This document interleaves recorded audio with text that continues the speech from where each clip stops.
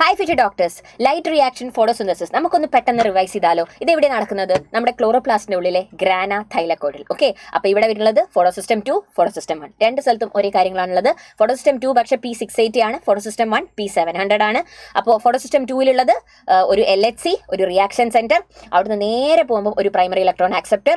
Okay, അപ്പോൾ sunlight വീഴുന്നു, നേരെ അത് നമ്മുടെ LHC ഹാർവെസ്റ്റ് ചെയ്യുന്നു, അവരിത് നേരെ നമ്മുടെ ക്ലോറോഫിലേക്ക് കൊടുക്കുന്നു. ക്ലോറോഫിൽ ഏതിന് ഇലക്ട്രോണായിട്ട് എമിറ്റ് ചെയ്യുന്നു, അത് നേരെ പ്രൈമറി ഇലക്ട്രോൺ ആക്സെപ്റ്റർ, അവിടെ നേരെ ഇലക്ട്രോൺ ട്രാൻസ്പോർട്ട് സിസ്റ്റം, അവിടെ ATP ഉണ്ടാകുന്നു. പക്ഷേ ഇലക്ട്രോൺ അവിടെ നിൽക്കുന്നില്ല, അതവിടെ ജമ്പ് ചെയ്ത് നേരെ നമ്മുടെ ഫോട്ടോസിസ്റ്റം 1-ന്റെ റിയാക്ഷൻ സെന്റർ, അവിടുന്ന് നേരെ പ്രൈമറി ഇലക്ട്രോൺ ആക്സെപ്റ്റർ, അവിടുന്ന് പുറത്തേക്ക് ജമ്പ് ചെയ്യുന്നു.